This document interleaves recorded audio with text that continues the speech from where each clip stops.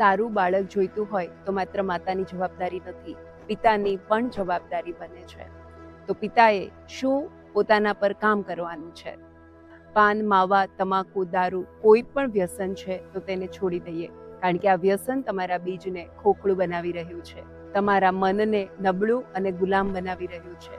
તમારા શરીર અને મનની જે છાપો છે, ઇમ્પ્રેશન્સ છે, તે ચોક્કસ જ તમારા બીજમાં પડવાની છે અને જાણતા અજાણતા આ સ્વભાવ અથવા આ છાપો તમે તમારા બાળકને વારસામાં આપી રહ્યા છો.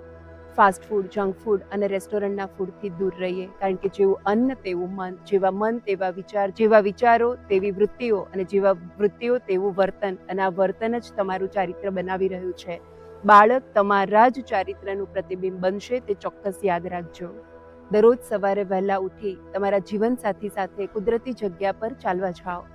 આ એકબીજાને આપેલો સમય તમારું શારીરિક માનસિક સ્વાસ્થ્ય સાથે તમારા સંબંધને પણ વધારે હુંફાળા બનાવશે.